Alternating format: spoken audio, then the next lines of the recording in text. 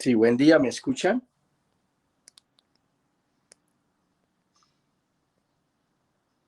Buenos días, sí, doctor. Buenos días, sí. ¿Pueden iniciar el video, por favor?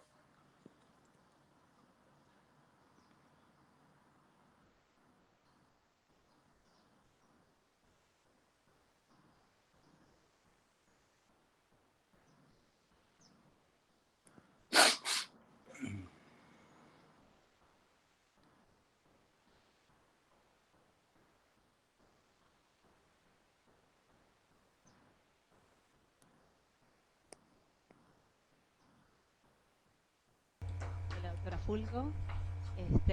Soy uróloga y especialista universitaria en urología. Trabajo en Bueno, buen distintas día a todos. clínicas. Vamos a inicialmente en esta media hora a revisar el video sobre la parte de reflejo eréctil y eyaculatoria, y en la media hora siguiente voy a tratar de aclarar algunos puntos enfocados un poco más sobre el tema eyaculatorio, porque en la clase de disfunción eréctil pues vamos a volver a revisar todo el tema fisiológico también. Pero por favor seamos atentos al video y después de él yo les estaré dando algunos temas, algunos conceptos puntuales. Iniciemos por favor el video. En la sección de urología, soy médica de la planta de la sección de urología y también trabajo en la división de fertilidad matrimonial. Y también soy médica de la planta de CEGIR y de la sección andrología, por supuesto, y coordinadora de la sección oncofertilidad masculina. Vamos a hacer la primera clase, que es la de fisiología sexual, que es un poco más divertida. Esta clase la verdad que me da gusto darla porque habitualmente no se quedan dormidos cuando hablo. Y después les doy la otra, que sí es de infecciones. Fisiología sexual. La historia de la erección, cuando uno se pone a hacer investigaciones bibliográficas, encuentra referencias históricas antiquísimas. La referencia histórica más antigua que se encuentra documentada, digamos en papel, no en papel, sino documentada, es egipcia, y se muestra en relieves egipcios que están hechos conservados en el Museo del Louvre y que se pueden ver. Muestran al dios Min, que era el dios fálico, portando una erección permanente, como ven en ese dibujito ahí.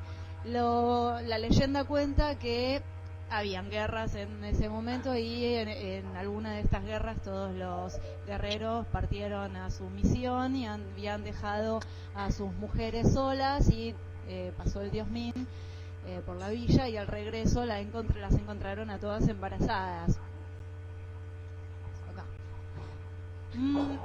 También encontramos el clásico de la referencia histórica griega, que es el priapos, que da origen o da nombre al priapismo, que es la erección sostenida no asociada al deseo sexual, que es una entidad que vemos en el consultorio. También se ven en las culturas fenicias, esa es una escultura fenicia, otras las egipcias, griegas, orientales, asiáticas, como las hindúes. Estas también son hindúes, en realidad son de Nepal, bueno, ya más cerca de nuestra época. Estos dos que a mí me fascina leer todos sus estudios, que son Masters y Johnsons. Y esta, que es una foto que saqué yo en el Castillo de Praga, que estaba esta escultura, y a mí lo que me causó mucha gracia en realidad de esta escultura es que vieron que cuando hay algo en una escultura, algún santo, algo con mucha devoción, la gente pasa, lo tocan, le rezan, y en el metal siempre va quedando como más despintado. Bueno, a mí me causó mucha gracia que al muchacho acá le habían ilustrado su falo. Históricamente Aristóteles hablaba de la erección, y él decía que la erección se producía cuando al pene le llegaba una bocanada de aire, uno de los fluidos. Leonardo fue un poquitito más observador. En realidad él hizo una teoría, modificó esta teoría de Aristóteles, porque él vio que a los ahorcados tenían una erección. Cuando ya estaban muertos, ¿no? Entonces él postuló algo un poco más cercano a lo que es actualmente, que es que la erección se produce por entrada de sangre al pene. Bueno, entonces más cerca de nuestro tiempo, Vamos a hablar de la fisiología sexual y obviamente les quiero comentar, aunque sea lo más básico de anatomía, como para que puedan entender lo que vamos a ver después cómo funciona. Lo primero, esta es la estructura peniana. Tenemos dos estructuras, una a cada lado, que son los cuerpos cavernosos. Los cuerpos cavernosos son la esencia de la erección, son tejido cavernoso sinusoidal. Vieron que los sinusoides son distintos de los capilares. Los capilares tienen una función nutricia y los sinusoides tienen una misión más funcional. Digamos, no se capilarizan para irrigar, sino que cumplen la función de distender los cuerpos cavernosos, ¿sí? Los cuerpos cavernosos, entonces, son el tejido interno que está recubierto por la túnica albuginea, que es toda esta capita interna, ¿sí?, que es la que le da sostén a este tejido, que tampoco tiene una pared vascular muy importante, por lo cual se puede vasodilatar y vasocontraerse. Es un poco más pasivo, como vamos a ver después. Después tienen al cuerpo esponjoso, que por supuesto que tiene en el medio la uretra, y recubre a todo esto, ¿sí?, la fascia de Buck. Por fuera de la fascia de Buck está el paquete vascular nervioso dorsal, la arteria, la vena, las arterias y los nervios, ¿sí?, profundo. Por afuera de la fascia de Buck está la fascia de Coles, que es la que tiene la irrigación superficial, con el paquete dorsal, sobre todo las venas dorsales. Eso es, anatomía. Respecto de la irrigación arterial, al pene le llega la sangre arterial por 3 arterias. Tenemos la arteria peniana común, que se ramifica, ¿sí? La arteria peniana común es rama de la pudenda interna, que no les voy a tomar prueba porque no son urólogos, pero a los urólogos siempre les tomo esta pruebita. Es rama de la ilíaca interna, que a su vez es rama de la ilíaca común, que a su vez viene de la aorta. Lo que quiero que vean con toda esta secuencia es que en realidad al pene le llega sangre muy directamente de la circulación de la aorta, ¿no? La arteria peniana común les decía que se va a ramificar en la arteria cavernosa, ¿sí?, que es la que se mete por adentro, que es la que veían en la fotito anterior, la que estaba en el medio, que eso se ve muy bien en los estudios por imágenes, por ejemplo en las ecografías. La arteria cavernosa se ramifica en las arterias helicinas, la arteria dorsal, que va por afuera de la fascia de Buck, por adentro de la fascia de Buck, perdón, y la arteria bulbouretral, que va justamente entre la uretra y los músculos bulbouretrales. ¿Y cómo vuelve la sangre? La sangre, esto se los explico mejor también en fisiología, pero la sangre una vez que atraviesa los sinusoides, se vuelve a reunir en los plexos venosos. Tenemos el plexo venoso subtunical, tunical de túnica albuginea, y el plexo venoso retrocoronal, que es este de aquí, ¿sí? Toda la sangre se vuelve a reunir. Todo eso drena en las venas circunflejas, que son justamente las que van a atravesar la fascia de Buck. La túnica albuginea, perdón. Y se van a reunir en la vena dorsal profunda, que va a ir por adentro de la fascia de Buck. Y van a drenar en el plexo periprostático, ¿está bien? También está la vena vulvar, que va a recoger la sangre de la arteria bulbouretral, y las venas cavernosas, ¿bien? Todas ellas van a drenar a la vena pudenda interna. Acá en este dibujo les muestro una integración de más de lo mismo, ¿sí? Esta es la vena cavernosa, ¿sí? La arteria cavernosa se ramifica, perfora las helicinas a través de la fascia de la túnica albuginea y drenan en la circulación venosa profunda. Esto es la transición lo que les voy a explicar ahora es cómo funciona todo esto, es la transición desde el estado flácido al estado erecto, ¿sí? ¿Qué sucede para que este paso tenga lugar? Suceden todos estos eventos en este mismo orden. Lo primero que se va a suceder va a ser que se van a dilatar las arteriolas. Eso va a generar una presión negativa a nivel del cuerpo cavernoso y eso va a producir la captura de sangre. O sea, va a haber una presión positiva y se va a acumular la sangre. Esto va a producir una compresión del plexo venoso subtunical, que acá lo pueden ver mejor, este plexo venoso subtunical que yo les decía de la túnica albuginea, ¿sí? Esta es la túnica albuginea y este es el plexo venoso subtunical. Cuando esto se empieza a llenar de sangre, esto se empieza a colapsar. Y ese es el mecanismo veno-oclusivo por el cual la sangre puede llegar y no se va, ¿sí? Queda retenida. Esto es un mecanismo de ingresos y egresos de sangre. Y manejando estos ingresos y egresos es que vamos a lograr o no la erección. Bien, entonces obviamente este plexo venoso es el que se comprime, por lo tanto acá se va a acumular la sangre, ¿sí? Estiramiento, a esto le va a seguir el estiramiento de la túnica lujínia. Por lo tanto, se van a ocluir todavía más, o sea, se van a ocluir la segunda compuerta, que son las venas circunflejas, ¿sí? Que son las que perforan la túnica lujínia, o sea, se activa la segunda compuerta de cierre. Entonces, va a aumentar la presión de oxígeno y la presión neta intracavernosa, y a esto le va a colaborar ya en la tercera fase, la contracción de los músculos isquiocavernosos, ¿sí? Con los isquions, y comprimen a nivel de la base o de la raíz del pene, comprimen toda la estructura peniana o todas las estructuras penianas, y eso va a condicionar un aumento, un incremento adicional de la presión. Y eso es lo que vemos en las ecografías, por ejemplo, en las ecografías dinámicas, como la fase de erección completa. El sistema nervioso, vieron que lo clasificamos en sistema nervioso periférico y sistema nervioso central, que tienen funciones sensitivas y funciones motoras. Y el sistema nervioso autónomo, que se clasifica en sistemas nervioso simpático o parasimpático. Cada uno de estos, simpático o parasimpático, va a tener una función puntual dentro de lo que es la función sexual. Tenemos tres tipos de erección en el varón. Tenemos la erección central o psicógena, que es la que nos importa en nuestros pacientes y en el ser humano. La erección nocturna, que es de centros subcorticales, sobre todo pontinos.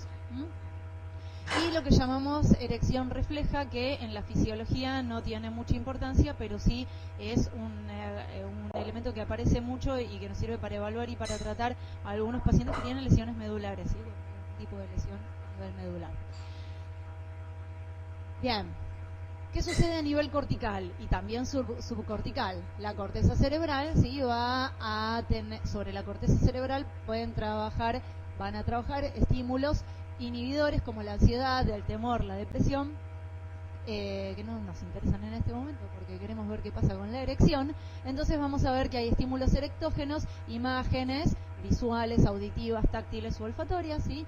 Que van a actuar sobre la corteza cerebral, y la corteza cerebral va a estimular núcleos subcorticales, puntualmente el núcleo paraventricular y el área preóptica medial, ¿bien? Hipotalámicos.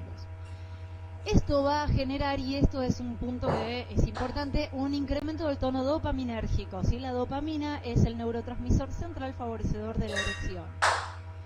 Eso va a desencadenar la respuesta erectógena, ¿sí? A nivel cortical, la señal neural eréctil que va a condicionar la erección o no.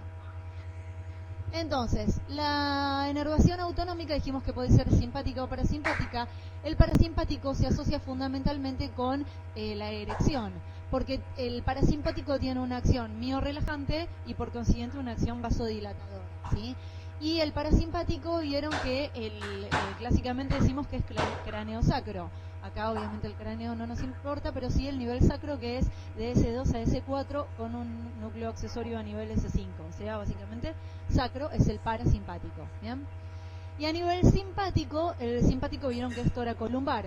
Por lo tanto, el simpático se correlaciona con lo contrario, con la detumescencia, porque tiene una acción inotrópica positiva, o sea, vasoconstrictora.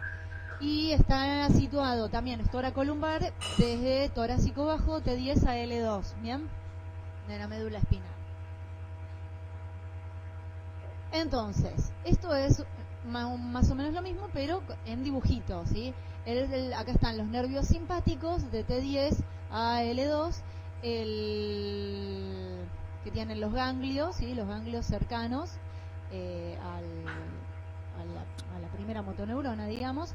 Los nervios parasimpáticos, que son S2 a L4, ¿sí? Sacrales, que inervan, fíjense, el simpático y el parasimpático inervan al cuello de la vejiga, a la próstata y al cuello, digamos, a los conductos eyaculadores y a la uretra. Bien, y el nervio pudendo, que inerva sobre todo el cuello de la vejiga y a la uretra. Entonces, todas las fibras estas que veíamos, ¿sí? Todas estas fibras, todas estas y todas estas, se van a juntar en el plexo ganglionar pelviano. Se juntan en este plexo ganglionar pelviano, que no sé si se ubica, esta es la vejiga, ¿sí? El recto, las vesículas seminales, ¿sí? Los conductos eyaculadores, y ya en realidad estos son los deferentes, ¿bien? llegan entonces al plexo pelviano y se forma el nervio cavernoso. Después de dejar el plexo pelviano, el nervio cavernoso sigue el trayecto entre el recto y la próstata. Y ahí va a empezar a perforar el diafragma urogenital y va a empezar a dar ramos para todos los órganos que va a inervar. Los ramos del nervio cavernoso van a inervar tanto los vasos como el tejido cavernoso, ¿bien? Sobre el músculo liso de todas estas estructuras y va a promover, obviamente, lo que esperamos que es o la tumescencia o la detumescencia. Acá está el nervio cavernoso, que va a ir a nivel dorsal, es de los dos lados, ¿sí? En el corte transversal lo ven que es el más externo de todos. Este es el que uno tiene que tener cuidado, o sea, es el que se puede lesionar durante las cirugías penianas, ¿sí? Durante las cirugías penianas por las disfunciones eréctiles, como colocaciones de prótesis. Bien, y ahora yendo más a lo microscópico, ¿qué sucede a nivel de la placa neuromuscular? Digamos, hablamos de los nervios y qué produce este nervio a nivel de la placa neuromuscular, o sea, ¿por qué finalmente se produce el nervio? Este es el dibujo clásico, es un dibujo clásico que publicó el Dr. Lu, que es uno de los máximos referentes en fisiología sexual, que lo publicó en el año 2000, que en realidad es un chino. Yo les voy a hacer un chino de nombrecitos, les voy a recalcar los 5 más importantes para que se lleven algo, ¿sí? Ven que acá está llegando, esta es el músculo, la célula muscular, y aquí están los nervios irrigándolos, y esta es la placa neuromuscular, ¿sí? Tenemos terminaciones adrenérgicas y colinérgicas que van a liberar fundamentalmente la forscolina, que es la menos importante, y los colinérgicos nos van a liberar acetilcolina, lógicamente. Y también tenemos a otros terminales del nervio cavernoso, que son las terminales no adrenérgicas, no colinérgicas, que lo que liberan es el óxido nítrico. Así que vayan recordando a acetilcolina y óxido nítrico, que este es el protagonista de todo esto. Ahora les explico, eso es lo que sucede en la placa neuromuscular. Ahora les explico qué sucede adentro del músculo. Bien, el estímulo sexual, sí, el nervio cavernoso va a liberar, dijimos, la vedette de todos estos neurotransmisores, que es el óxido nítrico.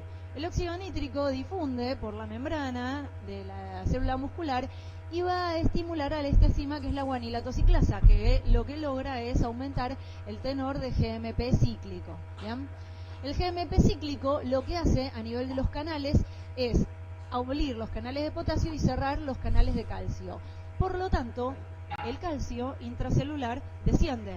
Y cuando desciende el calcio intracelular se produce la vasodilatación, ¿sí? O la relajación de esa célula muscular con la consiguiente vasodilatación. ¿Entienden esto? Este es el lugar, el punto en el que actúan el sildenafil y todos sus hermanitos, como el tadalafil, el vardenafil y todas las nuevas generaciones. Lo que hacen es inhibir a la enzima que degrada GMP cíclico, por eso se llaman inhibidores de la 5-fosfodiesterasa. Entonces, no se degrada el GMP cíclico y permanece durante más tiempo dentro de la célula, y eso favorece la erección durante más tiempo. ¿Entienden?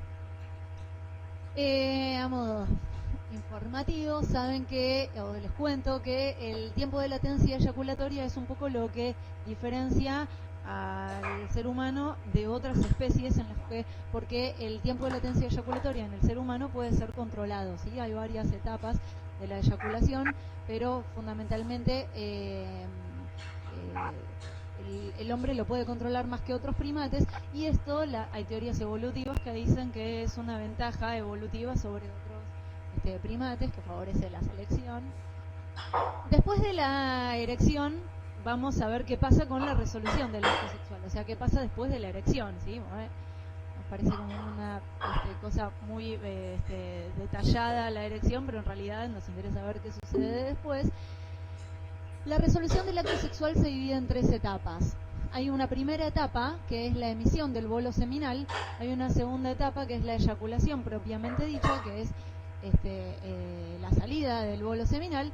Y hay una tercera etapa que puede sucederse en cualquier momento de estos dos momentos, que es el orgasmo, que es una sensación más bien psíquica. Bueno, en esta más o menos lo mismo. Saben que tienen fibras musculares lisas y fibras musculares estriadas, como los músculos isquio y bulbo cavernosos, y los isquio cavernosos y los bulbo cavernosos, y también le colabora el elevador del ano, ¿sí? Y también van a participar, además de las fibras musculares lisas o estriadas, las células secretoras. Bien.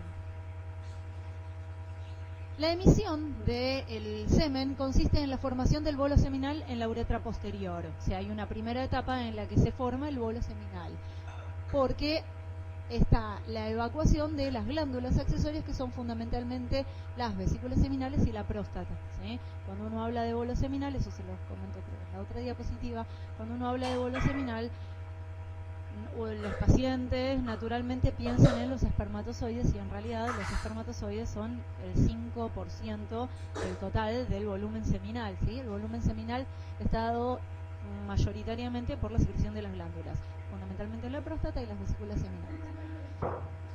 Bien, entonces, esto en un dibujito, ¿bien?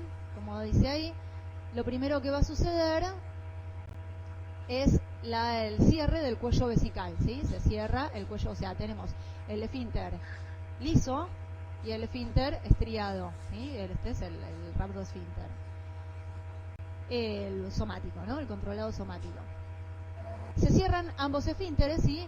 Y lo que sucede es que se vacía la ampolla deferencial. Entonces, en la uretra posterior se empieza a acumular las secreciones del fluido prostático y de las glándulas uretrales, periuretrales, que son las glándulas de Cooper, y secreción de las vesículas seminales, de las glándulas periuretrales, y eso va a traer una distensión de la glándula prostática.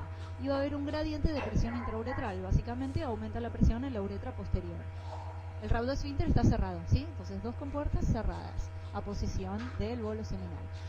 La fase de emisión es la única que puede ser controlada voluntariamente, y esto es lo que les decía hace un rato, que es lo que nos diferencia en las especies. Conductos, bueno, inervados por el sistema nervioso autónomo, el esfínter uretral, la próstata, las vesículas seminales y los conductos deferentes, y inervado por fibras motoras, o sea, sistema nervioso central, el esfínter externo, el rhabdoesfínter. Bien. El reflejo de emisión recibe cierta inhibición central, y estas proyecciones serotoninérgicas que van a la médula espinal son uno de los posibles sitios de acción de las drogas antidepresivas en la inhibición eyaculatoria. Los antidepresivos que damos para aumentar el tiempo de latencia eyaculatoria tendrían una acción en esta etapa. Bueno, la siguiente etapa entonces es la de la eyaculación, que es la expulsión del semen a través del meato uretral. ¿Bien? Se debe a relajación del rhabdoesfínter con contracciones tónico-clónicas de los músculos bulbocavernosos y el isquiocavernoso, ¿sí? Y en el dibujito entonces lo vamos a ver.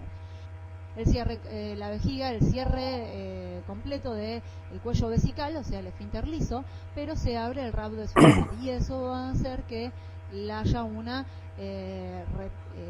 emisión anterógrada del bolo seminal. En las cirugías urológicas, como por ejemplo las cirugías de resecciones prostáticas o de resecciones endoscópicas prostáticas, o por ejemplo en pacientes que tienen vejigas neurogénicas y que también se les hace resecciones del cuello de la vejiga para que no queden retentivos, lo que se reseca es o sea, se resecan fibras musculares lisas. Lamentablemente no se ven y no se pueden conservar, y esa es la causa por la que estos pacientes pueden tener retroeyaculación. En realidad, en el consultorio de fertilidad vemos más frecuentemente pacientes por retroeyaculación, por ahí no tanto por cirugías, porque estos pacientes no se operan de hiperplasia de próstata o no es tan habitual la vejiga neurogénica, sino por los diabéticos de grado 1, de tipo 1, que tienen desmielinización periférica y no consiguen cerrar el cuello de la vejiga. Esa es la causa de la retroeyaculación. Bueno, y entonces esto es como para resumir, ¿sí? La etapa de emisión está dada por el nervio hipogástrico, toracolumbar, ¿sí? A nivel de la uretra posterior, y la etapa de eyaculación es sacral, el momento en el que se relaja el esfínter, ¿sí? Dado por el nervio pudendo. Bueno, y acá también más de lo mismo, ven que como toda esta zona, el cuello de la vejiga, la uretra posterior, la próstata y las glándulas uretrales están inervadas por el sistema nervioso autónomo, esto es lo que se produce, digamos, esto es lo que van logrando organizadamente, que se contraiga primero el cuello de la vejiga, luego la uretra posterior, ¿sí? Como ven de este lado, y finalmente los músculos vulvo uretrales, isquiocavernosos y vulvocavernosos. ¿Bien? O sea, es como sinérgica anterograda. Bueno, y como les comentaba, finalmente el orgasmo es una sensación psíquica, ¿sí? Placentera, que puede estar en cualquiera de estas dos etapas. Y es importante cuando uno opera o cuando uno ve pacientes, cuando uno, digamos, con 2 o 3 preguntas uno ya se puede dar cuenta, o al menos puede anticiparles al paciente que no necesariamente la eyaculación va acompañada siempre de un orgasmo, y a los pacientes varones eso les preocupa mucho, sobre todo los que van a ser operados de próstata. Es verdad que tienen como una gran asociación mental el hecho de ver la emisión de semen con el orgasmo, pero si uno se los avisa de antemano, el paciente probablemente no tenga una disfunción eréctil asociada postoperatoria. Bueno, y antes de pasar a la siguiente clase, les dejo un pensamiento de Leonardo da Vinci que es bastante atinado para cerrar esta clase, y él escribió en uno de sus libros que el pene no obedece a la orden del amo, que él intenta producir su erección o relajación a voluntad. Por el contrario, el pene se erecta por sí mismo cuando su amo duerme, y aunque es inimaginable, el pene debe tener su propia mente. Bueno, hasta aquí la primera clase de fisiología.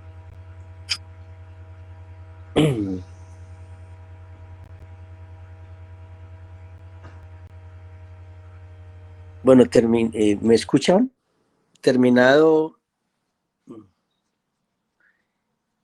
este video, podemos voy a hacer una pequeña recopilación del artículo que les hice llegar sobre anatomía y fisiología de la eyaculación. ¿Me escuchan, por favor? Sí, doctor. Bueno, perfecto. En ese artículo, es un artículo muy claro, donde queremos destacar básicamente todo lo que corresponde al tema eyaculatorio en cuanto a su producción y al reflejo eyaculatorio. Básicamente, ustedes pudieron leer cómo el aparato genital es responsable tanto de una parte, perdón, una parte de formación de eyaculado, una parte secretoria, igual de una parte de expulsión, una parte excretoria, que es la vía seminal. Básicamente es muy importante tener en cuenta que el líquido, el producto final, que es el semen, el producto de la eyaculación, es un líquido básicamente constituido por unos 3-4 centímetros cúbicos de volumen, pero en su gran mayoría, en el 90% de este contenido corresponde a un líquido seminal básicamente formado en las glándulas sexuales accesorias, básicamente formado en la próstata y en la vesícula seminal. Digamos que de todo el contenido del semen, el 90% es un contenido líquido y el 10% mínimo es un contenido que viene del nivel secretorio directo testicular.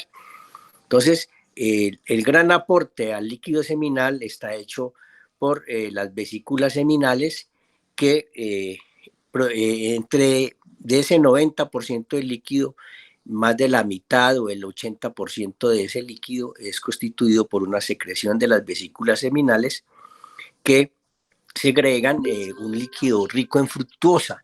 Ustedes saben que la fructosa es el azúcar principal del semen, que tiene como protección, como función, producir los aspectos energéticos de la movilidad del semen, pero es producido en las vesículas seminales, que es netamente andrógeno dependiente de la testosterona. En las vesículas seminales se produce fructosa y se liberan también, rica en liberación de prostaglandinas. Sí, también se ha descrito la producción de flavinas, unas sustancias que le dan un pigmento amarillo, que son las que le dan un ligero color tenue, ocre o amarillento claro al color del semen. Entonces, de este gran volumen, que es, como dijimos, secretorio del semen, que se constituye entonces la gran mayoría por el líquido seminal, pero hay una pequeña porción variable que puede ser del 10 al 30% que también corresponde al líquido prostático.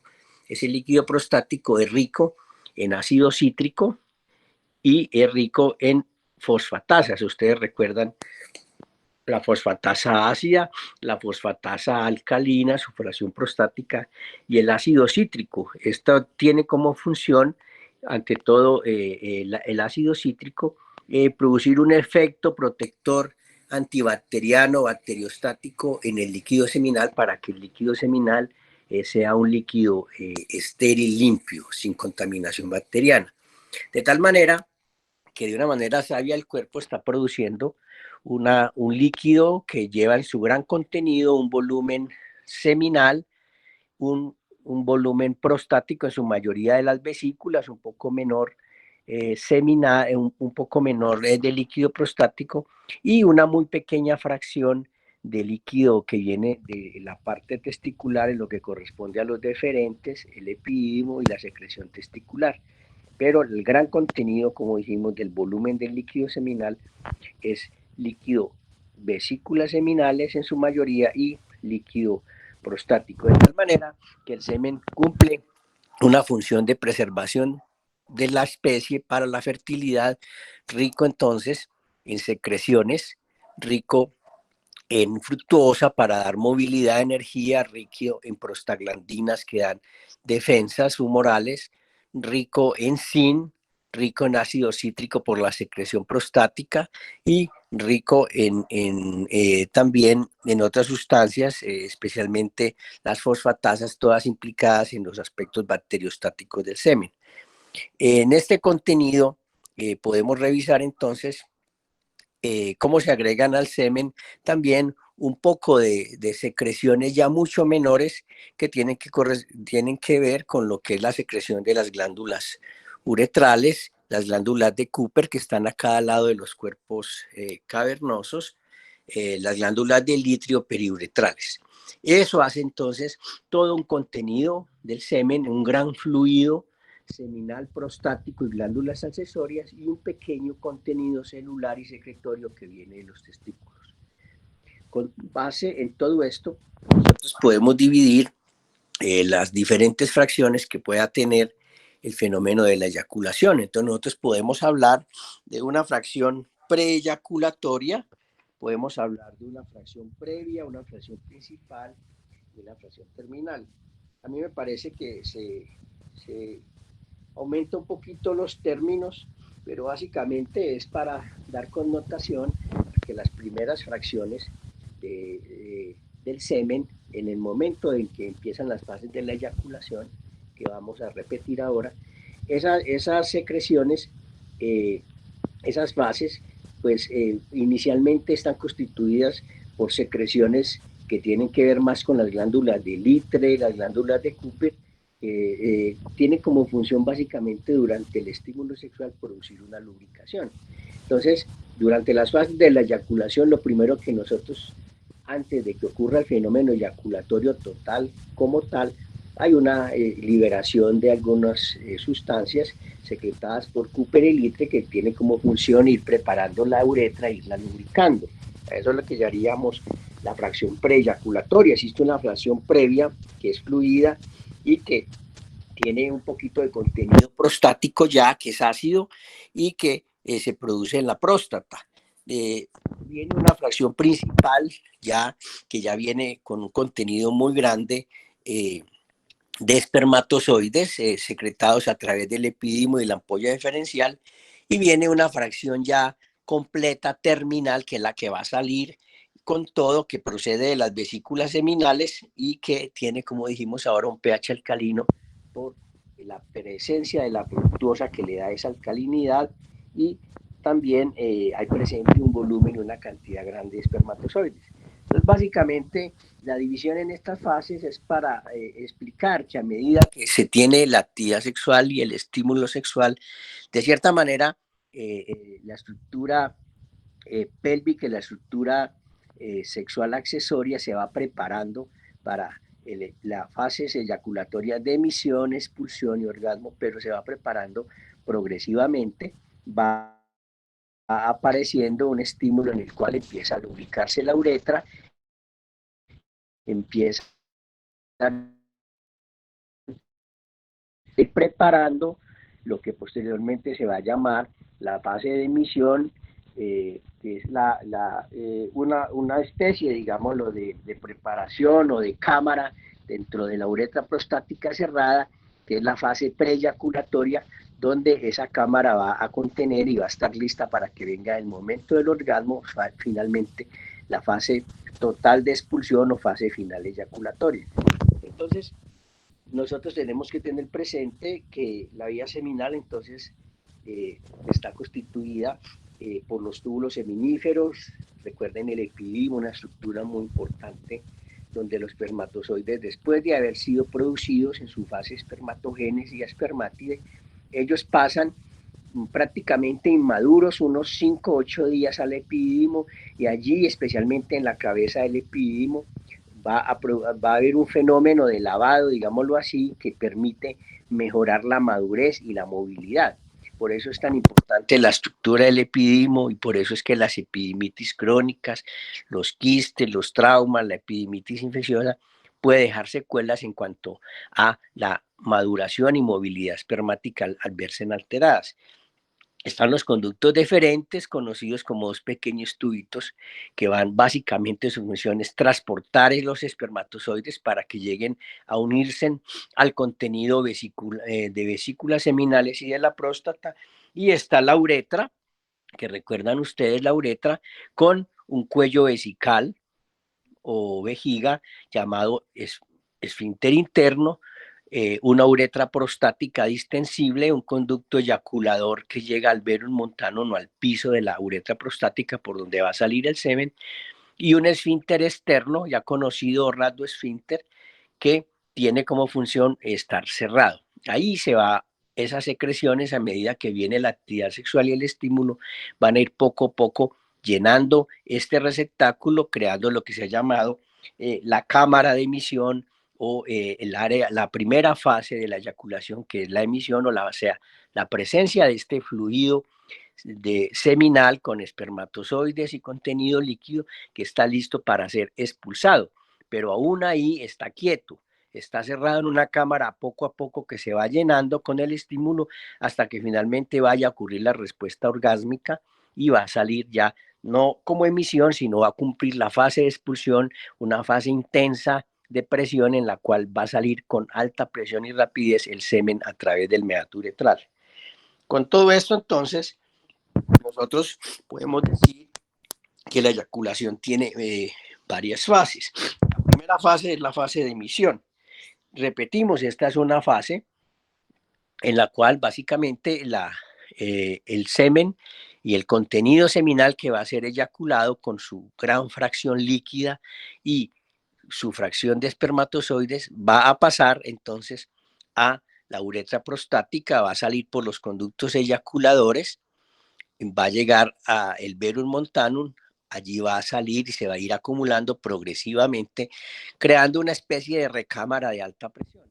Para que esta recámara se cree, es necesario que el cuello vesical esté cerrado, porque si no el semen se iría a la vejiga. Y es necesario que el esfínter externo también esté cerrado para que el semen no salga y empiece a llenar. El verum montanum, a medida que va creándose esta cámara, va adosándose a las paredes anteriores, va creando una cámara de alta presión hasta que vaya a llegar finalmente el reflejo final, que es un reflejo más parasimpático que simpático, aunque tiene de los dos, que va a hacer que las contracciones importantes de los músculos isquiocavernosos, bulbocavernosos, perineales, rectales, de una forma espasmódica, produzcan las contracciones para que el semen salga, se abra esa cámara del esfínter externo vía pudendo externo se relaje, el cuello vesical se cierre, el esfínter interno, digámoslo, cuello vesical, se cierre y el semen sea expulsado a través de la respuesta orgásmica, se ha expulsado a altas presiones, se dice que a niveles de 50 kilómetros por hora en primeras contracciones, para que el semen salga en su contenido a través de la uretra y el meato uretral y sea expulsado con alta presión al fondo de la cúpula vaginal para cumplir su función de fertilidad. De tal manera que nosotros tenemos en las fases de la eyaculación una primera fase de emisión, una creación entonces de una cámara de alta presión y finalmente una fase de expulsión, que es la que estamos describiendo en este momento. Esas fases tienen entonces que tener un control neurológico muy importante. Ustedes vieron ahora que es un video, pues hay un poco de sonido e incomodidad, pero me gustó porque me parece un video muy práctico donde la doctora uróloga explica la parte eréctil con todos sus mecanismos que luego revisaremos en la clase de disfunción eréctil, como en la parte eréctil es muy importante, sustancias centrales como la dopamina en los núcleos paraventriculares hipotalámicos, y cómo a partir de la dopamina se generan una serie de reflejos conectados corticales, cerebrales, olfatorios, de gusto, de tacto, visuales, de estímulo sexual, unos inhibidores y otros no inhibidores, pero que finalmente se van a traducir en un mensaje periférico hacia el plexo pélvico S2, S4, para que ese plexo que baja a través del recto y se convierte en nervios cavernosos, llegue al nivel muscular, a la placa miomuscular de los cuerpos eréctiles y se convierta en una terminación colinérgica y en especial en una terminación no adrenérgica, no colinérgica, que corresponde a un área donde en el endotelio y en donde en el músculo liso que recubre el endotelio que recubre el músculo liso cavernoso se van a producir óxido nítrico, que es el más potente vasodilatador hasta ahora conocido. Ese óxido nítrico producido va a producir un fenómeno importante de estímulo sobre el GMP cíclico para que éste permanezca activo, se abran canales de calcio, se pierda calcio de la célula y la célula permanezca relajada, el músculo permanezca relajado. Al estar el músculo relajado, se va a llenar de sangre. Al llenarse de sangre se va a distender, la túnica o la fascia de Book le va a permitir al pene adquirir un gran tamaño, pero de una manera elástica que le permita volver a su tamaño. Y a medida que el pene se llena de sangre, la parte venosa queda ocluida, indirectamente un mecanismo venoclusivo en el cual sobre la fascia de Book se tapona, digámoslo indirectamente, en el momento en que hay llenado, indirectamente taponado el sistema venoclusivo hasta que termine en la parte eréctil, la parte orgásmica, la parte eyaculatoria y el pene vuelva a su tamaño normal, se disminuya el tamaño, se relaje el músculo, se contrae ya el músculo cavernoso, ya la sangre va a salir a través de los plexos venosos, que ya se amplían porque ya no están sobredistendidos, ya viene lo que se llama la fuga venosa normal o la actividad normal de fuga, en la cual toda la sangre va a salir por los plexos perivenosos al plexo periprostático.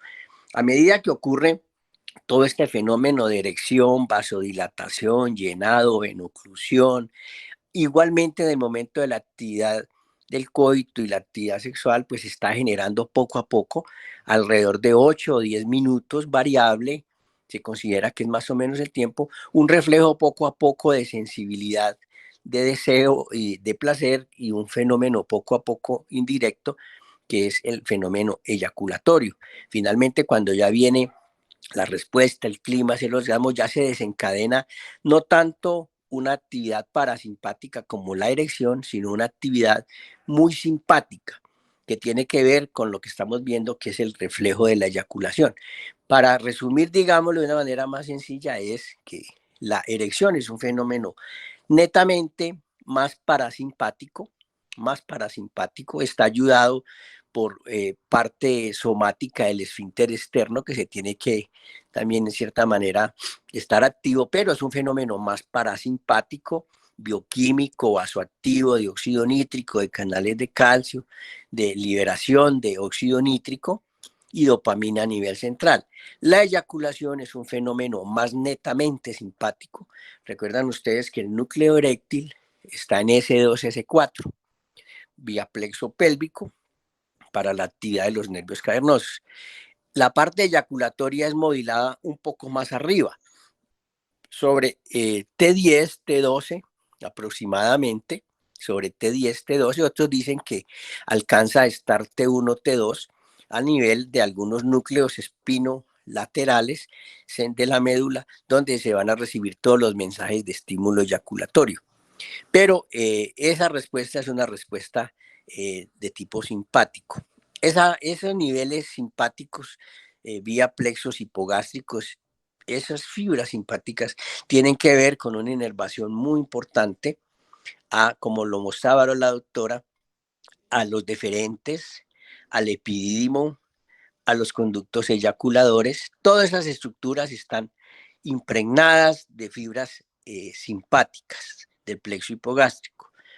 De tal manera que durante la actividad sexual, poco a poco, así esté primando la erección y el parasimpático, poco a poco el simpático está activo y se va a ir produciendo un poquito de estímulo para que el líquido prostático, los espermatozoides, los deferentes se contraigan, vaya preparándose el contenido, las seminales vayan produciendo, y la próstata también, todas están inervadas por fibras simpáticas.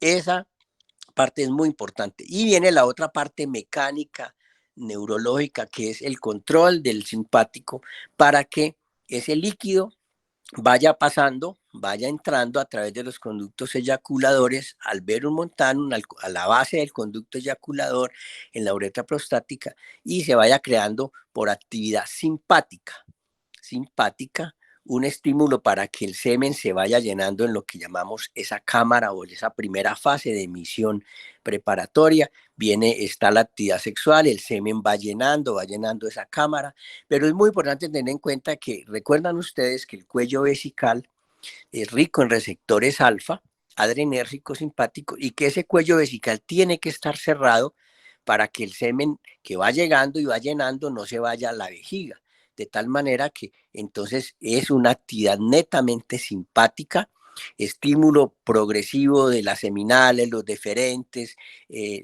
los cordones espermáticos, los deferentes, los epidimos, producción de líquido, paso de líquido seminal, paso de fracción seminal, de fracción prostática, y ese líquido va llenando esa cámara, se cierra el cuello vesical por acción alfa-adrenérgica, se cierra el esfínter externo por acción del pudendo externo somático, pero es una actividad autónoma, básicamente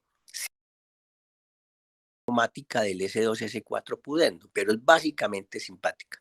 Cuando ya viene pasado 8 o 10 minutos, se está cumpliendo la actividad, ya vienen una serie de sensaciones de llenado, ya está tan llena la cámara de espermática, la emisión está cumpliendo su objetivo final, toda esa sobredistensión que hasta ahí parece ser controlable la eyaculación, hasta ahí uno podría controlarla, va a generar una serie de estímulos de llenado, de sensación de que ya, digámoslo, se quiere venir, se quiere eyacular, para que el reflejo simpático vía plexo hipogástrico vaya subiendo, llega a los niveles espinolaterales, llega a lo que ustedes en el artículo, si lo pudieron leer, es muy bonito, les habla lo que es el núcleo LST, localizado en la médula espinal, que es el núcleo lumbar espinotalámico, que parece estar más bien entre L3 y L4, un poquito más alto, L3, L4, y en ese núcleo se integran toda esa serie de sensaciones de estímulo para que suba el estímulo a nivel cerebral, a nivel del tálamo, especialmente en la zona medial posterior del tálamo, donde se va a integrar con otros núcleos talámicos, como el núcleo suprafascicular talámico, donde se integra también la eyaculación, pero más que integrarse la eyaculación, que es un mecanismo más reflejo, más núcleo lumbar espinotalámico y respuesta periférica, pero se integra a nivel talámico para que a nivel talámico el reflejo eyaculatorio sea interpretado como un reflejo, pero ya no de eyacular, sino como un reflejo de placer, de deseo, de satisfacción y haga esa integración con la estructura cortical. Entonces, tenemos un centro medular lateral, L2, L3, L4, donde se integra desde el punto de vista mecánico, periférico, eyaculatorio. Pero la real componente social, sexual, psicosexual del deseo se va a integrar a nivel ya talámico arriba y a nivel cortical, convirtiéndose en un deseo, en una sensación placentera, que es lo que finalmente se va a convertir en el orgasmo. Ya cumplida esta fase, cuando ya en la fase, la cámara de emisión está tan llena, ya ha ocurrido todos estos mensajes, finalmente va a venir una descarga, una respuesta que es simpática, pero a la vez tiene una gran ayuda del parasimpático y del somático pudendo, en la cual viene esa cámara, el cuello cerrado, el esfínter cerrado, una cámara, una uretra prostática distendida, llena de semen, lista para salir. En el momento en que viene la respuesta orgásmica, una serie de contracciones de los músculos perineales, estriados, de los músculos isquiocavernosos, bulbocavernosos, viene una actividad espasmódica muscular. Entonces, el cuello vesical, con ayuda del simpático, sigue cerrado, pero se abre el esfínter externo por ayuda del nervio pudendo, se abre para que esa cámara se abra y salga, y con las contracciones tónicas musculares, que es la que da sensación placentera, una serie de contracciones musculares, el semen va a salir expulsado, pero eso ya es una actividad parasimpática. Entonces, la primera fase de emisión es simpática. La fase de expulsión tiene que ver simpática para cerrar el cuello, pero es una fase muy parasimpática y ayuda para que los músculos perineales saquen con fuerza el semen, el esfínter externo se abre y el semen va a salir expulsado, como decíamos, a una gran presión y velocidad, no de una manera continua, sino en una serie de contracciones, 10, 15 contracciones cíclicas que van disminuyendo en fuerza y presión, pero que son placenteras y que va a generar a que el semen salga expulsado de esa manera. Eso es lo que uno puede extractar y resumir del artículo, que espero todos hayan leído y deben leer. Ustedes saben, como todo, que la respuesta eréctil es una respuesta final bioquímica endotelial, pero saben también que la respuesta eyaculatoria es una respuesta que depende de receptores también muy importantes. Básicamente nosotros sabemos y se sabe que la regulación de la eyaculación tiene que ver básicamente con las terminales neuronales serotoninérgicas, y que son básicamente implicadas la serotonina. El GABA y la dopamina tienen que ver más con el aspecto de deseo sexual, de satisfacción sexual. La oxitocina tiene que ver más con las contracciones del músculo liso, como es el útero en las mujeres y como es la contracción orgásmica en el músculo estriado masculino. Pero la serotonina tiene que ver con la producción, la perpetuación de los niveles de serotonina en los receptores para que la eyaculación permanezca latente. De tal manera que existen una cantidad de receptores, pero básicamente los receptores somatodendríticos tipo 1A son los que van a hacer que el aumento en las concentraciones de la serotonina, la sinapsis neuronal, retrasen la eyaculación. De tal manera que la serotonina, la sustancia activa a nivel adrenérgico. Esa serotonina va a permanecer en la placa y mientras ella permanezca, la eyaculación va a ser, a permanecer, digamos, de cierta manera controlada o retrasada. De ahí la utilización de los diferentes mecanismos farmacológicos como los inhibidores de recaptación de serotonina,